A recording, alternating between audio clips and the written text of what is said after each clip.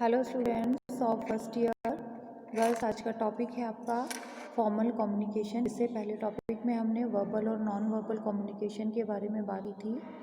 देखिए, formal communication refers to the flow of official information through proper predefined channels and routes. The flow of information is controlled and needs and deliberate effort to be properly communicated. देखिए, formal communication जैसे कि formal नाम से ही define कर सकते हैं हम इसको कि जहाँ भी कोई वर्क जो होता है एक फ़्लो में होता है, एक ऑफिशियल वे में होता है, प्रॉपर वे में होता है या पहले से प्री डिफाइंड होता है, प्री डिफाइंड चैनल्स के थ्रू होता है, तो वो फॉर्मल कहलाता है। फॉर्मल कम्युनिकेशन यानी कि जहाँ भी किसी भी जगह रूल्स और रेगुलेशंस को फॉलो करते हुए कोई भी कार्य किया जाता है, कोई भी इंफॉर्मेशन जो है सेंड की जाती है, या कोई भी जो मैसेजेस हैं, आइडियाज़ हैं, वो सेंड कर किए जाते हैं, या उसकी एक प्लानिंग होती है प्री डिफाइंड, तो वो क्या कहलाता है? फॉर्मल कम्युनिकेशन कहलाता है। देखिए, जैसे कि आप पिक्चर के थ्रू समझ सकते हैं कि एक फॉर्मल कम्युनिकेशन किस वे में होता है, कि जहाँ पर एक प्रॉपरली जो होता है प्रॉपर फॉर्म में प्री डिफाइंड चैनल्स और रूट्स के थ्रू कोई भी कार्य किया जाता है, कोई भी जो है मीटिंग की जाती है, या कोई भी कम्युनिकेशन किया जाता है। यानी कि ऐसा नहीं है कि किसी भी इंफॉर्मेशन को या मैसेज को या आइडियाज़ को सेंड करना ही कम्युनिकेशन है। आपस में बातचीत करना एक फॉर्मल वे में, वो भी फॉर्मल कम्युनिकेशन है। जैसे कि कोई भी एग्ज़ाम्पल के लिए, एज एग्ज़ाम्पल, कोई भी टीचर है वो किसी स्टूडेंट को लेक्चर डिलीवर कर रही है, तो क्या है, एक तरह से फॉर्मल कम्युनिकेशन माना जाता है, ठीक है। या फिर कोई भी स्टूडेंट है वो कॉलेज अटेंड करता है, स्कूल अटेंड करता है, प्रॉपर वहाँ पर सिलेबस होता है, अटेंडेंस होती है, नोटबुक होता है, तो वो सब क्या है? फॉर्मल वे होता है कम्युनिकेशन का। तो ये होता है फॉर्मल वे। देखिए, पिक्चर के थ्रू आपको समझ में आ रहा होगा। देन नेक्स्ट आता है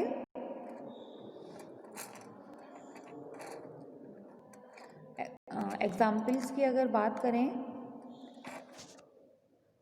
examples of formal communication generally include the following legal texts हो गए, such as contracts हो गए, property deals हो गई, real estate deals हो गई, कोर्ट रिलेटेड जो डॉक्यूमेंट्स होते हैं, और जो होते हैं डिवोर्स पेपर्स हो गए, लॉ सूट्स हो गए, सिविल एंड क्रिमिनल जो होते हैं लिटिगेशंस हैं, एंड कोर्ट प्रोसीडिंग्स हैं। इन जनरल वे में जो भी ये सारे जो कार्य होते हैं, ऑफिशियल वर्क है कोई भी, तो ये सब क्या होते हैं? फॉर्मल कम्युनिकेशन माना जाता है, ठीक है। यानी कि जहाँ पर भी किसी भी नियम को या कानूनों का पालन करते हुए कोई भी कार्य किया जाए, कोई भी बातचीत की जाए, किसी भी टास्क को कंप्लीट किया जाए, तो वो क्या कहलाता है? फॉर्मल कम्युनिकेशन कहलाता है। Where is formal communication used, कि फॉर्मल कम्युनिकेशन कहाँ यूज़ होता है। देखिए, formal communication are very common in educational settings, workplace settings. सबसे पहले तो बात करते हैं एजुकेशनल सेटिंग्स में, कि कोई भी एजुकेशनल फील्ड हो वहाँ पर फॉर्मल कम्युनिकेशन ही यूज़ किया जाता है। जैसे कि मैंने अभी आपको एग्जांपल भी दिया था बच्चों, किसी भी कॉलेज में या स्कूल में जो है आप अटेंड करते हैं, वहाँ पे आप जैसे कि एक तरह से आपकी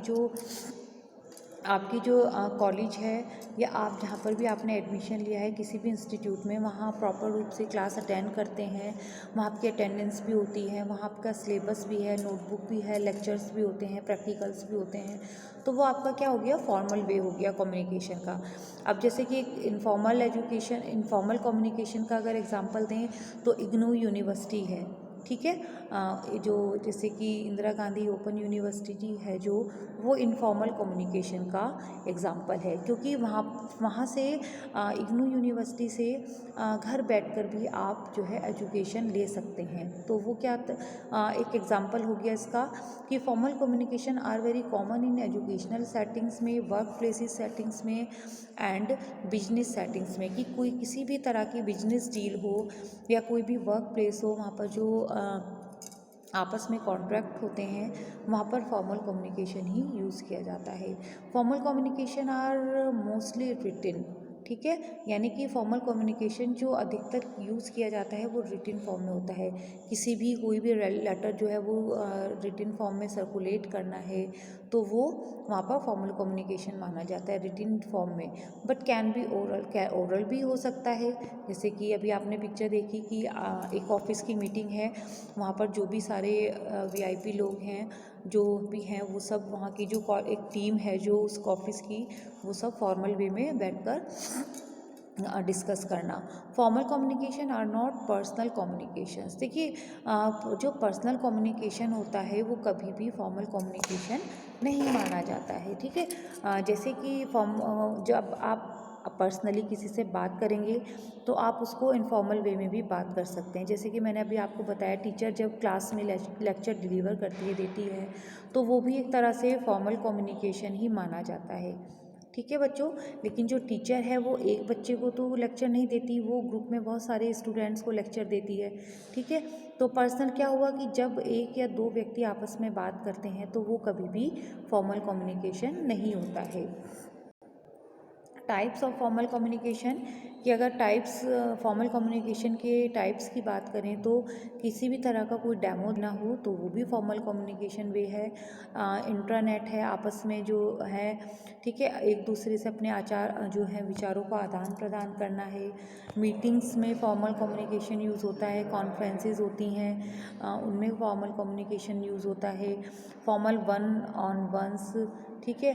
बुलेटिन बोर्ड्स हो गए, जैसे कि मैंने आपको बताया था कि कोई भी इम्पोर्टेंट नोटिस है, महत्वपूर्ण सूचना है, तो किसी भी स्कूल कॉलेज में या फिर कहीं भी किसी कार्यालय में चले जाएं तो वहाँ बुलेटिन बोर्ड्स लगे हुए होते हैं जहाँ पर जो है इम्पोर्टेंट नोटिस जो होते हैं वो वहाँ पर लगा दिए जाते हैं, तो वो भी एक तरह से फॉर्मल कम्युनिकेशन है। हैंडआउट्स हैं कि कोई भी रिटिन फॉर्म में किसी की द्वारा जो लेटर सर्कुलेट होता है वो फॉर्मल कम्युनिकेशन है, या फिर लेटर्स, ठीक है गर्ल्स। अब बात करते हैं एडवांटेजेस ऑफ फॉर्मल कम्युनिकेशन, कि इसके क्या लाभ हैं, एडवांटेजेस क्या हैं। देखिए, being official, formal communication is binding and effective, कि अगर किसी भी काम को ऑफिशियली अगर बना दिया जाए, ठीक है, तो फॉर्मल कम्युनिकेशन इफ़ेक्टिव हो जाता है, ठीक है। यानी कि ऑफिशियल वर्क में क्या आता है कि प्रॉपर एक तरह से एक पूरा प्लानिंग होके कोई भी कार्य किया जाता है। देखिए, जिस भी कार्य को प्रॉपर प्लानिंग के थ्रू किया जाएगा, ठीक है, उस पर सोच विचार करके प्लानिंग करके उसको किया जाएगा, ऑर्गेनाइज्ड किया जाएगा, तो वहाँ पर फॉर्मल कम्युनिकेशन की बात आती है, ठीक है। यानी कि एक तरह से एक तरह से पूरा वेल ऑर्गेनाइज्ड होना, तो वो फॉर्मल कम्युनिकेशन है। Formal communication is generally written, being written it can be preserved and use as reference in future, ठीक है। देखिए, फॉर्मल कम्युनिकेशन में मैंने आपको बताया था कि रिटिन फॉर्म में, कि कोई भी कार्य है, मान लीजिए हमें कोई भी कार्य करना है, उससे रिलेटेड हम कोई भी डाटा कलेक्ट करते हैं रिटिन फॉर्म में लिखा हुआ, तो वो क्या होता है, इन फ्यूचर वो काम आ सकता है कभी भी। जैसे कि आपने देखा होगा कि इतने ग्रंथ हैं, जो भी सारे, जैसे कि अलग अलग धर्म के अलग अलग ग्रंथ हैं, वो सब रिटिन फॉर्म में हैं, तो वो क्या है, वो फ्यूचर के लिए सेफ़ है कि हम वो पढ़ सकते हैं, हम अपने बच्चों को उनसे शिक्षित कर सकते हैं, उनको शिक्षा दे सकते हैं, मॉरल वैल्यूज़ बता सकते हैं, क्योंकि वो रिटिन फॉर्म में हमारे पास हमारे जो धार्मिक ग्रंथ हैं वो जो है वो सेफ़ रखे हुए हैं। तो एक तरह से जो रिटिन फॉर्म में जो फॉर्मल कम्युनिकेशन होता है वो फ्यूचर के लिए भी एज ए रेफरेंस वो यूज़ किया जा सकता है। The responsibility of the sender and the receiver is great, ठीक है। एंड जो as formal communication is official.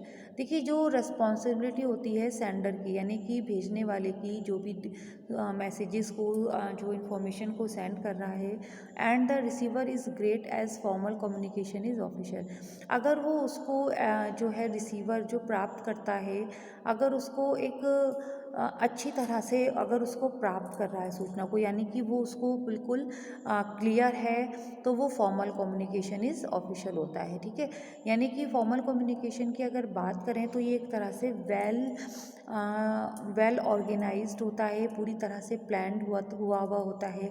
कोई भी कार्य को अगर करना है, फॉर्मल वे में करना है, मान लीजिए मैंने आपको जैसे एक जूम मीटिंग में एग्जांपल भी दिया था कि हमारे घर में कोई गेस्ट आते हैं, तो एक तरह से अगर हमें पता होता है कि कोई पहले से आ रहा है तो हम उसके लिए कितनी तैयारियां करते हैं, ठीक है।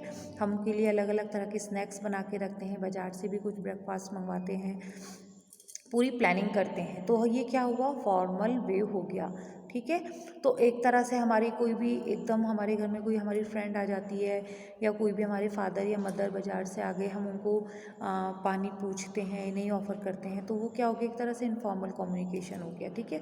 एक इनफॉर्मल यानी कि हम किसी भी कार्य के लिए कोई पहले से कोई प्लानिंग करके रखते हैं, तो वो क्या हो गया, फॉर्मल वे हो गया किसी भी तरह के कार्य को करने के लिए या कम्युनिकेशन को करने के लिए। तो आई होप गर्ल्स आपको समझ में आया होगा कम्युनिकेशन। देखिए करेक्टरिस्टिक्स ऑफ फॉर्मल कम्युनिकेशन की बात करें तो रिकॉग्निशन इन जो है it occurs within the organisational framework, ठीक है। जैसे कि मैंने आपको बताया कि वेल ऑर्गेनाइज्ड होता है, ठीक है। Bindings it's bound to maintain the formal rules of communication. देखिए बच्चों, कोई भी वर्क हो वो फॉर्मल वे में करोगे तो ये क्या करता है, हमारी पर्सनालिटी को डेवलप करता है, ठीक है।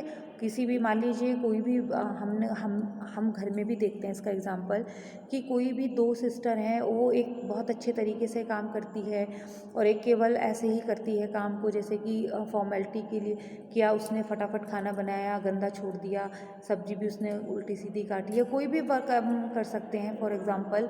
तो उसमें दोनों में अगर हम कंपैरिजन करें तो ये एक बहुत तरीके से कर रही है, सोच समझ के कर रही है, उसकी पूरी पहले तरह से प्लानिंग बना के कर रही है, तो वो क्या होगा, उसको एक तरह से वो अपने लाइफ में हमेशा वो मतलब सक्सेस रहेगी, ठीक है। किसी भी कार्य को करने के लिए बच्चों उसमें प्लानिंग का होना, उसमें मेंटेनेंस का होना बहुत आवश्यक होता है, तभी वो जो है एक पर्सनैलिटी को इम्प्रूव करता है, ठीक है। Necessity is essential for planning, organising and controlling of an organisation. देखिए इसके बारे में हम बाद में बात करेंगे कि कोई भी कार्य को करने के लिए सबसे पहले प्लानिंग होती है, फिर उसका ऑर्गेनाइज्ड उसको करना पड़ता है, फिर उसके लिए हम उस पर कंट्रोलिंग भी करते हैं थोड़ी सी। तो ये सब टॉपिक बहुत लेंदी टॉपिक है, इसके बारे में हम बाद में बात करेंगे, ठीक है गर्ल्स। आई होप आपको समझ में आया होगा कम्युनिकेशन के बारे में, फॉर्मल कम्युनिकेशन के बारे में। मिलते हैं नेक्स्ट टॉपिक के साथ।